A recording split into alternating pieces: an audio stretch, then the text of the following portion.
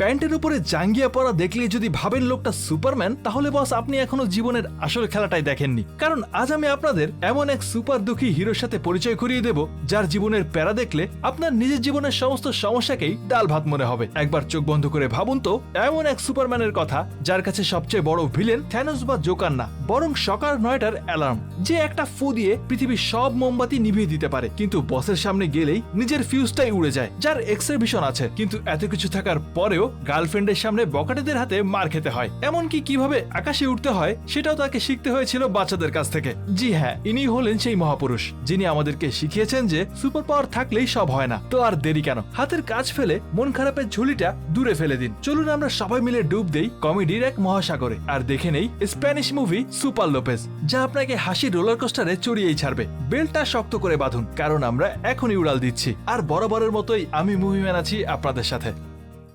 গল্পের শুরুটা হয় চিটার নামের এক অদ্ভুত গ্রহে, যেখানে লোকেদের মাথার চেয়ে গোফের কদরই বেশি। এই গ্রহের প্রায় 2.5 লক্ষ জনসংখ্যার জন্য রাজা আছেন মাত্র একজন। আর এটা শুনে ঢাকার মেয়ররা হয়তো লজ্জা পেয়ে যাবেন। যাই হোক, সেখানে আমরা দেখা পাই এক খ্যাপাটি বিজ্ঞানীর, যিনি জীবনের 70টা বসন্ত পার করে অবশেষে বাবা হওয়ার সৌভাগ্য অর্জন করেছেন। কিন্তু এ কেমন বাচ্চা, জন্মের সাথে সাথেই মুখে নবাব সিরাজউদ্দৌলার মতো গোফ। এই আজব ঘটনায় বিজ্ঞানী যখন প্রায় অবাক, ঠিক তখনই সেখানে হাজির হয় গ্রহের রাজা। রাজার নজর পড়েছে এই বাচ্চার গোফের ওপর, কারণ এই গোফের ভাজে ভাজে লুকিয়ে আছে ব্রহ্মাণ্ড কাঁপানোর শক্তি। কিন্তু বাবা তো বাবাই হয়, পাগল বিজ্ঞানী কি আর নিজের কলিজার টুকরাকে রাজার হাতে তুলে দেয়? একদম না। তিনি উপায় না দেখে বাচ্চাটাকে একটা ছোট্ট স্পেসশিপে বসিয়ে দেন, আর গুগল ম্যাপে খুঁজতে থাকেন এমন এক গ্রহ যেখানে তার সন্তান নিরাপদে থাকবে। খুঁজতে খুঁজতে তার চোখ পড়ে আমাদের নীল গ্রহ পৃথিবীতে। তবে গ্রহের ডিসক্রিপশনটা ছিল বেশ অদ্ভুত। 800 কোটি মানুষের মধ্যে 100 কোটি টিকটকার নামের এক ভয়ঙ্কর ভাইরাসে আক্রান্ত, যেখানে মানুষ ক্যামেরা দেখলেই অদ্ভুত অঙ্গভঙ্গি করতে শুরু করে, আর ধীরে ধীরে মস্তিষ্কের স্বাভাবিক কার্যক্ষমতা লোপ পায়। আর এমন ডেঞ্জারাস জায়গায় কোনো বাবা তার সন্তানকে পাঠাতে চায়, কিন্তু এই বিজ্ঞানী পাঠালেন, কারণ তার বিশ্বাস ছিল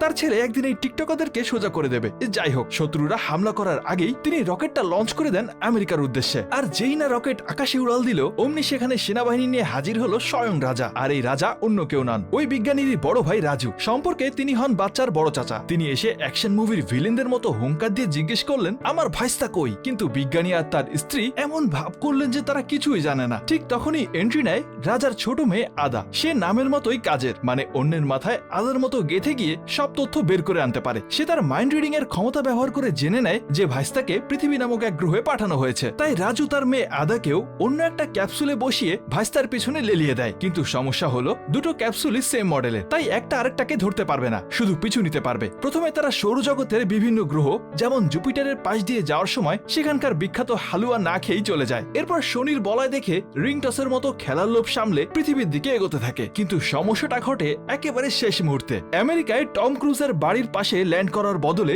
এক হতচ্ছাড়া স্যাটেলাইটের সাথে ধাক্কা খেয়ে বাচ্চাটার রকেট ম্যাপ থেকে সরে যায়। রকেট আমেরিকার বদলে সোজা চলে যায় স্পেনের এক অজপাড়া গায়ে। আর রাজুর মেয়ে আদা, সে তো সোজা আমেরিকাতেই ল্যান্ড করে। তার মানে মামাতো আর ফুফাতো ভাই বোন দুজনেই আলাদা হয়ে যায়। এদিকে স্পেনের এক গ্রামের রাস্তায় আমরা দেখি এক মধ্যবয়স্ক দম্পতিকে। ভদ্রমহিলার নাম মারিয়া আর তার স্বামী যশ। তাদের বিয়ের 35 বছর পার হলেও ঘরে কোনো সন্তানের আগমন ঘটেনি। তারা যখন গাড়ি চালিয়ে যাচ্ছিল, ঠিক তখনই তাদের গাড়ির সামনে আকাশ থেকে টুপ করে একটা মেটালের ডিম পড়ে। দুজনেই তখন ভেবাচাকা খেয়ে গাড়ি থেকে নেমে দেখতে যায় ব্যাপারটা কি, আর সামনে গিয়ে দেখে এলাহি কাণ্ড। এ তো একটা স্পেসশিপ, আর তার ভেতর থেকে ঢাকনা খুলে বেরিয়ে আসে এক গোফওয়ালা বাচ্চা। বাচ্চার মুখে গোফ দেখে তাদের তো আক্কেল গুড়ুম অবস্থা। মারিয়া ভাবছে এ তো দেখি জন্ম থেকেই মুরব্বী, আর যশ ভাবছে আকাশ থেকে এটা পড়লো কিভাবে? ডেলিভারি ম্যান কি ড্রোন দিয়ে পার্সেল পাঠাতে গিয়ে ফেলে দিল নাকি? কিন্তু মারিয়ার অত শত ভাবার সময় নেই। তিনি বাচ্চাটাকে দেখেই দত্তক নেওয়ার জন্য অস্থির হয়ে উঠলেন। যশ যখন ভালো করে দেখার জন্য বাচ্চার দিকে আঙ্গুল বাড়ায়, বাচ্চাটা ক্যাক করে যশের আঙ্গুলটাই মটকে দেয়। বাচ্চাটা যেন বলতে চাইছে, এই আমি তোর বাপ, তুই আমার বাপ না, সম্মান দিয়ে কথা বল। ওই বয়সে এসে বুঝিয়ে দেয় সে কোনো নর্মাল মাল না, সে হলো গিয়ে সুপারম্যান। যাই হোক, তারা স্পেস ক্যাপসুল আর বাচ্চা দুটোকেই গাড়িতে তুলে নেয়, আর এই বাচ্চাটার নাম রাখে তারা লোপেজ। কয়েকদিন পর যশ ভাবলো বাচ্চার মুখের গোফটা তার বয়সের সাথে যায় না, তাই একটা ট্রিমার নিয়ে গোফটা কেটে দেয়। কিন্তু পরের সেকেন্ডেই গজব বেইজ্জাতি, মানে গোফটা আবারও গজিয়ে গেল। এদিকে লোপেজ যখন একটু বড় হলো, একবার তার সামান্য সর্দি কাশি হওয়ার জন্য যশ তাকে ডাক্তারের কাছে নিয়ে যায়। ইঞ্জেকশনের ভয়ে লোপেজ ডাক্তারকে এক লাথিতে ফুটবল বানিয়ে উড়িয়ে দেয়। 8 বছর বয়সে যখন তাকে স্কুলে ভর্তি করানো হলো, সেখানেও তার কেরামতি শেষ নেই। পরীক্ষায় বন্ধুর খাতা থেকে টুকলি করতে না পেরে নিজের এক্সট্রা ভিশন দিয়ে খাতাটাই জ্বালিয়ে দেয়। এখানেই শেষ না, বন্ধুদের সাথে ফুটবল খেলতে গিয়ে সে তো একাই 100, গোল করতে গিয়ে গোলকিপারকেই গোল পোস্টের উপরে পাঠিয়ে দেয়। আর এই সমস্ত ঘটনায় তার বাবা যশ তাকে প্রায় বোঝাতো, বাবা তোমার তোমার এই ক্ষমতা মানুষের সামনে দেখিও না, লোকে কি বলবে, তারা তোমাকে সার্কাসে ভর্তি করে নেবে। কিন্তু লোপেজ তো বাচ্চা ছেলে, সে তো এইসব বোঝে না। একদিন তার জন্মদিন ছিল, কিন্তু তার কোনো বন্ধুই ভয়ে তাকে উইশ পর্যন্ত করতে আসেনি। মন মরা হয়ে সে বাড়ির সামনে বসেছিল। তখন তার বাবা মা একটা কেক নিয়ে এসে তাকে বোঝায়, এই পৃথিবীতে শান্তিতে বাঁচতে হলে তোমাকে সাধারণ হয়ে থাকতে হবে। আর লোপেজও প্রতিজ্ঞা করলো সে আর কখনো তার ক্ষমতা দেখাবে না। এই বলে সে যখন জন্মদিনের মোমবাতিতে ফু দেয়, তার নিঃশ্বাসের ঝড়ে মোমবাতির সাথে পুরো কেকটাই উড়ে হাওয়ায় মিলিয়ে যায়। আর এ থেকেই বোঝা যায় তার জন্য সাধারণ থাকাটা বেশ কঠিন একটা কাজ হবে। এরপরে আমরা সোজা 20 বছর পরের সিন দেখতে পাই। আমাদের গোফওয়ালা সুপারহিরো এখন এক কুরিয়ার কোম্পানিতে হিসাব রক্ষকের চাকরি করে, কিন্তু আজকেও সে অ্যালামকে বুড়ো আঙ্গুল দেখিয়ে ঘুমাচ্ছিল। এমন সময় ফোন আসে তার ম্যানেজারের নাম রামেন। রামেন জিজ্ঞেস করলো, লোপেজ তুমি কোথায়? লোপেজ ঘুমের ঘরে উত্তর দিল, আর বলবেন না স্যার, অফিসেই আছি, ফাইলের চাপে মাথা তুলতে পারছি না। রামেন বলল, বাহ, খুব ভালো কথা, আমি অফিসের নিচে আছি, 15 মিনিটের মধ্যে আসছি। এই কথা শুনে লোপেজের তো ঘুম হারাম। সে 15 মিনিটের মধ্যেই রকেটের গতিতে তৈরি হয়ে অফিসের দিকে দৌড় দিল। আর ম্যানেজার আসার আগেই নিজের ডেস্কে গিয়ে এমন ভাবে বসে পড়লো যেন সে সারা রাত ধরে কাজ করছে। ম্যানেজার চলে যাওয়ার পর সে ভেন্ডিং মেশিন থেকে একটা চকলেট বের করতে গেল, কিন্তু চকলেটটা তখন ভেতরে আটকে যায়। মেজাজ খারাপ হয়ে যাওয়ায় সে পুরো মেশিনটাকে তুলেই ঝাঁকাতে শুরু করে। আর ঠিক তখনই তার এক্সরে ভিশনটাও অ্যাক্টিভ হয়ে যায়। সে দেয়ালের ওপাশে তার কলেজ জীবনের ক্রাশ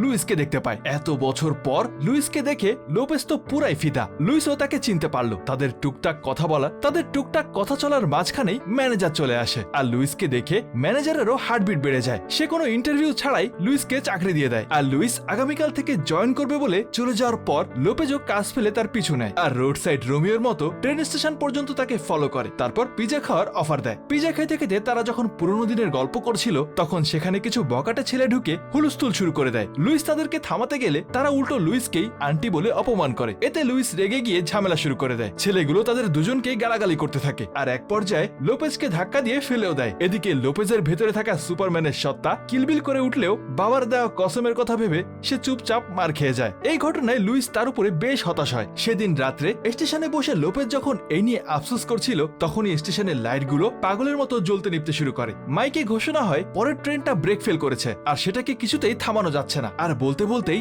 দানবের মতো একটা ট্রেন তার সামনে দিয়ে স্টেশন পার হয়ে যায়। এবার লোপেজ আর বসে থাকতে পারে না, তাই সে রেল লাইনের উপরে নেমে ট্রেনের পিছু পিছু দৌড়তে শুরু করে। ট্রেনের যাত্রীরা তো জানালার পাশে তাকে দৌড়তে দেখে অবাক। তারা ভাবছে এটা কি উসাইন বোল্টের নতুন ভার্সন নাকি। লোপেজ এক দৌড়ে ট্রেনকে পেছনে ফেলে ট্রেনের সামনে পৌঁছে যায়, কিন্তু সে যা ভেবেছিল সেটা মোটেও হয় না। উল্টো ট্রেন তাকে নিয়েই সামনের দিকে এগোতে শুরু করে। আর একদম লাস্ট স্টেশনে, যেখানে রাস্তা শেষ হয়ে গেছে, সেখানে গিয়ে একটা ফায়ার ফাইটারদের পাইপলাইন হাতে তুলে নেয়। আর ট্রেনটাকে থামানোর জন্য দুই পাশে থাকা পিলারের সাথে পেঁচাতে শুরু করে। কিন্তু এটা জানা কথা যে এতে কিছুই হবে না। তাই লোপেজ একদম শেষ মাথায় এসে দাঁড়িয়ে পড়ে নিজের শক্তি ব্যবহার করার জন্য। ঠিক যখন ট্রেনটা শেষ মুহূর্তে চলে আসে, তখনই লোপেজ তার পাওয়ার ব্যবহার করে, কিন্তু সেখানে ট্রেনটা না থেমে বরং উল্টো দিকে চলে যায়। যাক, অন্তত ট্রেনের ইঞ্জিনটা সে বন্ধ করে ফেলেছে। সামনে কিছু দূরে গিয়ে হয়তো ট্রেনটা থেমে যাবে। তাই তাড়াতাড়ি সে নিজের চেহারা ঢেকে সেখান থেকে বেরিয়ে পড়ে। কিন্তু সিসিটিভি ক্যামেরায় সম্পূর্ণ ঘটনাটা ধরা পড়ে গেছে। আর সেখান থেকে দৃশ্য পরিবর্তন করলে আমরা স্পেনের একটা বড় কোম্পানি দেখতে পাই, যার নাম চিট কোম্পানি। তারা রোবট নিয়ে গবেষণা করে। এটা খুব নাম করা একটা কোম্পানি। এখানে এক্সিবিশনে কোম্পানির প্রধান সবার সামনে একটা নতুন রোবট নিয়ে আসে। আর ঠিক তখনই তার ম্যানেজমেন্টে থাকা একজন স্টাফ তাকে ইমার্জেন্সি একটা বিষয় জানানোর জন্য ডাকে। সে জানায় যে স্পেনে নাকি একটা সুপারম্যানের ছেলেকে দেখা গেছে, যে নাকি একাই একটা পুরো ট্রেন থামিয়ে দিয়েছিল। একটু আগেই সেটার ফুটেজ ভাইরাল হয়ে গেছে। আর যখন সে তাকে ফুটেজটা দেখাতে যাবে, তখনই মেয়েটা তার ব্রেন রিড করতে শুরু করে। আর আমরা বুঝতে পাই এটা আর কেউ না, আজ থেকে 28 বছর আগে লোপেজের পিছু পিছু আসা সেই আদা। আর ফাইনালি এত বছর পর আজকে সে তার লক্ষ্য পেয়ে গেছে। তাই সেই দিনই আদা তার প্ল্যানেটে তার বাবার সাথে যোগাযোগ করে। তার বাবা এতদিনে বেশ বৃদ্ধ হয়ে গেছে। তাছাড়াও আদা যতদিন পর্যন্ত তার টার্গেট খুঁজে বের করতে না পারবে, ততদিন সে তার গ্রহে ফিরে যেতে পারবে না। এটাই ছিল তার আদেশ। আর তাই এতদিন পর্যন্ত আদা তো লোপেজকেই খুঁজছিল। এত বছর পর সে অন্তত একটা ক্লু পেয়েছে। আর তাই সে তার বাবাকে সেটা জানায়। কিন্তু তার বাবা উল্টো তাকে অপমান করতে থাকে। সে বলে সামান্য একটা ছেলেকে খুঁজে বের করতে এত বছর তো লাগার কথা না। এদিকে সমস্ত নিউজ চ্যানেলগুলোতেও সেই ফুটেজটা ভাইরাল হয়ে গেছে। লোকের মুখে শুধু একটাই কথা, তারা একটা নতুন সুপারম্যান খুঁজে পেয়েছে,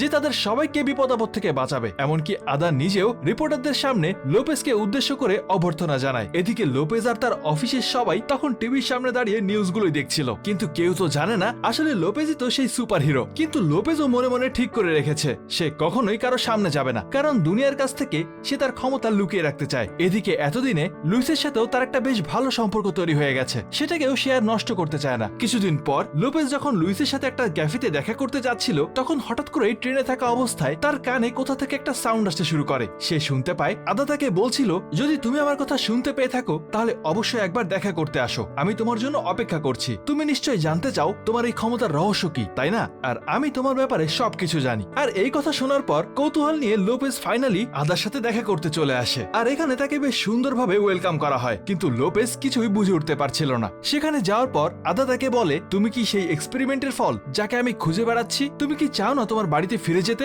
আদার কথা শুনে লোপেজ বেশ অবাক হচ্ছিল। লোপেজ তখন আরো বলে, তুমি আসলে মানুষ না, তুমি এই পৃথিবীর কেউ না, তুমি আমাদের গ্রহের নায়ক। কিন্তু লোপেজ তার কথা কিছুই বুঝতে পারছিল না। লোপেজ শুধু এইটুকু বুঝতে পারে যে এই মেয়েটা তাকে অন্য কোনো গ্রহে নিয়ে যেতে চায়, কিন্তু সে তো এখানে লুইসকে ভালোবেসে ফেলেছে। তাই সে তখন উল্টো বাহানা ধরে সেখান থেকে চলে যাওয়ার জন্য উঠে পড়ে। সে বলে, আচ্ছা ঠিক আছে, আমি আপনার কথা বুঝতে পেরেছি, কিন্তু আমার জন্য একজন অপেক্ষা করছে। আর তখন আদা তার ব্রেন পড়ে দেখতে পায় একটা মেয়ে সত্যিই তার জন্য অপেক্ষা করছে। সে বারবার তাকে থামাতে চায়, কিন্তু লোপেজ কিছুই শুনতে চাচ্ছিল না। আর তাই তখনই সেখানে অনেকগুলো গার্ড এসে লোপেজের উপর আক্রমণ করে, কিন্তু লোপেজের ক্ষমতার সামনে তারা কেউই টিকতে পারে না। তাদের প্রত্যেকেই একে একে ধোলাই খায়, আর অবশেষে তাদের চোখ ফাঁকি দিয়ে লোপেজ দ্রুত সেখান থেকে পালিয়ে যায়। কিন্তু দ্রুত যাওয়ার কারণে ভুলে তার কোটটা সেখানেই থেকে যায়, আর তার পকেটেই ছিল লুইসের একটা কার্ড। আর এখানেই আদা লোপেজের দুর্বলতা পেয়ে গেছে। অন্যদিকে আমরা দেখতে পাই লোপেজ যেই কোম্পানিতে চাকরি করে সেখানে চিট কোম্পানিগুলোর ক্লিনার রোবট আছে। আর হঠাৎ করেই সেই রোবটগুলো অদ্ভুত আচরণ করতে শুরু করে। সে তাদের ম্যানেজারের কম্পিউটারের কাছে গিয়ে সেখান থেকে লুইসের ডাটা নিতে শুরু করে। আর যখন সেই ম্যানেজার এটা দেখতে পায় তখন তারা সবাই মিলে সেই রোবটটাকে ভেঙে ফেলে। কিন্তু ততক্ষণে লুইসের সমস্ত ইনফরমেশন চিট কোম্পানির কাছে চলে গিয়েছিল। তাই বিষয়টা জানানোর জন্য সে লুইসের বাড়ির দিকে রওনা হয়। আসলে ম্যানেজার রামেন তো প্রথম থেকেই লুইসকে পছন্দ করে, কিন্তু সে যখন লুইসের বাড়ির সামনে আসে তখন সে দেখতে পায় লুইস অলরেডি লোপেজের সাথে তার বাড়ির সামনে খুব ঘনিষ্ঠ অবস্থায় সময় কাটাচ্ছে। আর এটা দেখে রামেনের মনই ভেঙে যায়। তাই যখন সে পেছনে ঘুরে বাড়ির দিকে যাচ্ছিল তখনই সেখানে আদা তার গাড়ি নিয়ে চলে আসে। আদা তার কাছ থেকে লোপেজের কিছু ইনফরমেশন জানতে চায়, কিন্তু সে যখন কিছু বলতে রাজি হচ্ছিল না তখন সে গাড়ির ভেতরে লুইসের একটা ক্লোন রোবট দেখতে পায়। আর সেই রোবটটা রামেনকে একটু অন্যভাবে কাছে টানতে চাচ্ছিল, তাই সেও রাজি হয়ে যায়। পরের দিন লোপেজ সোজা তার মা বাবার সাথে দেখা করতে চলে আসে আর তাদেরকে জিজ্ঞাসা করে, সত্যি করে বলো তো তোমরা কি আমার বাবা মা? এটা শুনে তার বাবা মা বেশ অবাক হয়ে যায়। তাদের ছেলে একই কথা বলছে, কিন্তু আজকে লোপেজ তাদের কোনো কথাই শুনতে রাজি না। সে কড়াভাবে তাদেরকে জানিয়ে দেয় যে আমি এমন কিছু সত্য জানতে পেরেছি যেটা জানার পর আমার মনে অনেক প্রশ্ন আসছে। আমার এই শক্তি কোথা থেকে আসলো, আর আমি কি আসলেই মানুষ? আর এগুলো শোনার পর তার বাবা যশ সেই সত্যিটা নিজের ভেতরে লুকিয়ে রাখতে পারে না। আর তাই সে লোপেজকে তাদের স্টোর রুমে নিয়ে আসে, যেখানে সে স্পেস ক্যাপসুলটা বের করে তাকে দেখায়। আর এখানেই সে তাকে সমস্ত সত্যি কথা বলে দেয়। যশ তার ছেলেকে বলে, আজ থেকে 28 বছর আগে এই ক্যাপসুলে করে তুমি পৃথিবীতে এসেছিলে আর আমরা তোমাকে দত্তক নিয়েছিলাম। এর থেকে বেশি আমরা আর কিছুই জানি না। ঠিক তখনই লোপেজ সেই ক্যাপসুলে একটা বাটন প্রেস করে আর একটা হলোগ্রাম চলতে শুরু করে, যেখানে লোপেজের আসল বাবা মা কিছু কথা রেকর্ড করে রেখেছিল। আর সেখানেই তারা বলছিল তাদের গ্রহের রাজা, তার মানে লোপেজের চাচা, দিন দিন সবার প্রতি জুলুমের মাত্রা বাড়িয়ে দিচ্ছিল। তাদের গ্রহের প্রত্যেকটা নাগরিককে সে নিজের কন্ট্রোলে আনতে চাচ্ছিল। তাই তারা যখন রিসার্চ করে জানতে পারে যে লোপেজই হতে পারে একমাত্র ব্যক্তি যে তাদের প্ল্যানেটটাকে বাঁচাতে পারবে, তখনই রাজা তাকে জোর করে কেড়ে নিতে এসেছিল। আর তাই তার বাবা মা বাধ্য হয়ে তাকে পৃথিবীতে পাঠিয়ে দিয়েছে। আর এখন তারা চায় লোপেজ যত দ্রুত সম্ভব তাদের গ্রহে ফিরে গিয়ে তাদের সবাইকে বাঁচিয়ে নিক। এটা দেখে সেখানে থাকা সবাই অবাক হয়ে যায়। এরপর লোপেজের মা সে স্পেস ক্যাপসুল থেকে একটা কস্টিউম বের করে আনে, আর সেটা পরার পর তাকে দেখতে একদম সেকেন্ড হ্যান্ড সুপারম্যানের মতোই লাগছিল। সে হলোগ্রাম থেকে জানতে পারে তার ক্ষমতা সম্পর্কে। তার চোখ থেকে আগুন বের হবে, সে উঠতে পারবে, এমনকি তার গতি হবে বিদ্যুতের মতো। আর তাই সুপার হিরো স্যুট পরার পর লোপেজ সোজা একটা উঁচু জায়গায় উঠে যায়। সে দেখতে চাচ্ছিল আসলে সে উঠতে পারবে কিনা, কিন্তু লোপেজ ভয় পাচ্ছে। এদিকে পেছন থেকে তার বাবা মা তাকে উৎসাহ দিতে থাকে, তুমি শুধু লাফ দাও আর পাখির মতো হাত ঝাপটাও, দেখো কাজ করবে। কিন্তু সেটা তো হয়ই না, উল্টো সে ধপাস করে মাটিতে পড়ে যায়। কথায় কথায় তার কিছুক্ষণ পর দুটো বাচ্চার সাথে সে একটা হ্যান্ড সাইন বানায় আর নিজের অজান্তেই দেখে সে উঠতে শুরু করেছে। আর তাকে উঠতে দেখে আশেপাশে সবাই তো একেবারেই অবাক। সে শুধুমাত্র এক হাতেই সাইন বানিয়েছিল আর তাতেই অল্প একটু উঠতে শুরু করেছে। আর যখনই সে দুই হাতে সাইন বানায় তখন সে খুব গতি নিয়ে উপরের দিকে উড়ে যায়, কিন্তু তার সেই গতি সে নিয়ন্ত্রণ করতে পারছে না। আর এভাবে যেতে যেতে একসময় সে একটা সমুদ্রের পাড়ে গিয়ে আছড়ে পড়ে। সেখান থেকে সাঁতার কেটে ডাঙায় উঠে আবারও উড়াল দেয়। আর এভাবে আস্তে আস্তে সে তার উড়ার ক্ষমতাটাকে কিছুটা কন্ট্রোল করতে শিখে যায়। আর বাড়ি থেকে অনেক দূরে চলে আসার কারণে রাস্তায় মাঝে মাঝেই এরোর কাছ থেকে শুনে সে নিজের বাড়ির দিক ঠিক করে নিচ্ছিল। এরপর উঠতে উঠতে সোজা ঘরের জানালা ভেঙে সে তার রুমে এসে পড়ে। আর ঠিক তখনই লুইস আসে তার সাথে দেখা করতে।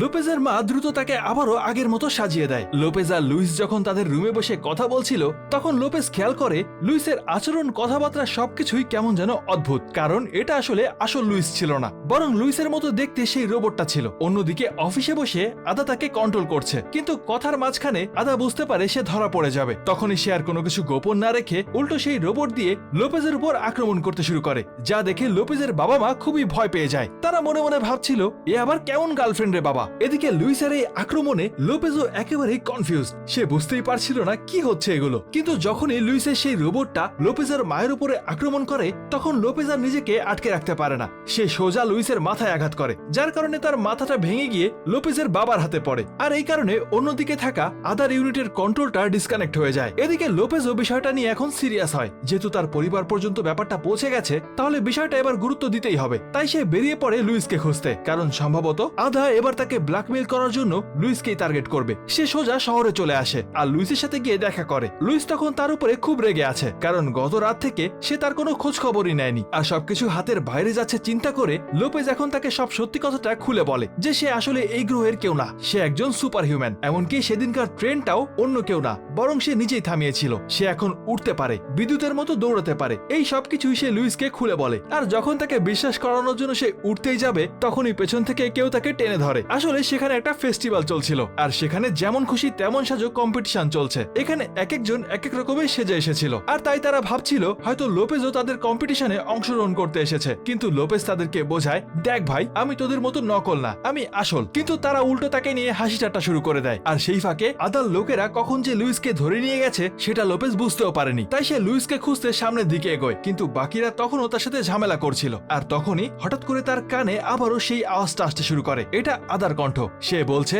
যদি লুইসকে বাঁচাতে চাও তাহলে আমার হেডকোয়ার্টারে চলে আসো। আর তাই এখানকার ঝামেলা রেখেই সে আকাশে উড়াল দেয় আর সোজা চিট কোম্পানিতে এসে ল্যান্ড করে। আর সেখানে আসার পর লোপেজ দেখে দেয়ালে লুইস আর ম্যানেজারকে বেঁধে রাখা হয়েছে। কিন্তু লোপেজ তখনও পুরো ঘটনাটাকে সিরিয়াস না নিয়ে উল্টো সে এটা প্রমাণ করতেই ব্যস্ত হয়ে পড়ে যে সেই আসল সুপার হিরো। আর ঠিক তখনই হঠাৎ করে চারপাশ থেকে অনেক জোরে শব্দ হতে শুরু করে। আসলে এই শব্দটা শুধুমাত্র লোপেজ নিজেই শুনতে পাবে, সাধারণ মানুষ এই আওয়াজ শুনতে পাবে না। আর তখন এই শব্দের তীব্রতা এতটাই বেশি ছিল যে লোপেজ কিছুই করতে পারছিল না। তখন লুইস তাকে উৎসাহ দেয়, তুমি আমাকে বলেছিলে তোমার চোখ থেকে আগুন বের হয়, তাহলে করে দেখাও। কিন্তু লোপেজ কিছুই করতে পারছে না। আর এক সময় তার চোখের সেই ক্ষমতাটাও আনলক হয়ে যায় আর ওখানকার দেওয়ালে বড় করে একটা ছিদ্র হয়ে যায়। এরপর দুজনকে নিয়ে সেখান থেকে সে উড়ে চলে আসে। এদিকে এতক্ষণে চিটান গ্রহের রাজা রাজু লোপেজকে নেওয়ার জন্য পৃথিবীতে চলে এসেছে। কিন্তু যখন সেখানে আসার পর সে জানতে পারে লোপেজ কিছুক্ষণ আগেই পালিয়ে গেছে, এটা শুনে আদার বাবা সে আবারও আদার উপরে রাগ করতে শুরু করে। সে বলতে শুরু করে, তোমার মা তো 18 বছর বয়সে একটা গ্রহ দখল করে ফেলেছিল আর তুমি একটা ছেলেকে খুঁজে বের করতে 28 বছর লাগিয়ে দিলে। আর সে কথাগুলো এমন ভাবে বলছিল যে আদার এইসব কথা আর কিছুতেই সহ্য হচ্ছিল না। তাই সে রেগে গিয়ে সেখানেই তার বাবাকে মেরে ফেলে আর নিজেই তার চেয়ারে বসে পড়ে। অন্যদিকে লোপেজ তখন তার নিজের বাবা মায়ের কাছে ফিরে গিয়েছে, কিন্তু আদা তার বাবার স্পেসশিপটাকে নিয়ে সোজা সেখানে পৌঁছে যায় আর একটা বিশাল রোবট বানিয়ে তাদের সবার উপর আক্রমণ করে বসে। লোপেজ তার সাথে লড়াই করার জন্য অনেক চেষ্টা করে, কিন্তু তেমন কোনো লাভ হয় না। আর তাই একটা সময় সে রোবটটাকে আটকানোর জন্য ফুটবল ম্যাচ থেকে একটা বড় জাল এনে সেটা উপর থেকে ফেলে দেয়, কিন্তু সেটাও ভুল করে তার মায়ের উপরেই পড়ে যায়। আর তখনই আদা তার মাকে রোবটের ভেতরে টেনে নেয়। এমনকি ফাইটিং এর শুরুতেই রোবটটা লোপেজের বাবাকেও ভেতরে টেনে নিয়েছিল। আর এভাবেই আদা লোপেজকে মারতে মারতে একেবারে আলু ভর্তা বানিয়ে দেয়। আর একদম শেষে যখন আদা লোপেজকে প্রায় মেরেই ফেলতে যাবে ঠিক তখনই কিছুটা দূর থেকে আমাদের নায়িকা লুইস লোপেজকে ডাক দেয় আর বাংলা সিনেমার নায়িকাদের মতো চিৎকার করে বলতে শুরু করে, তোমাকে উঠতেই হবে।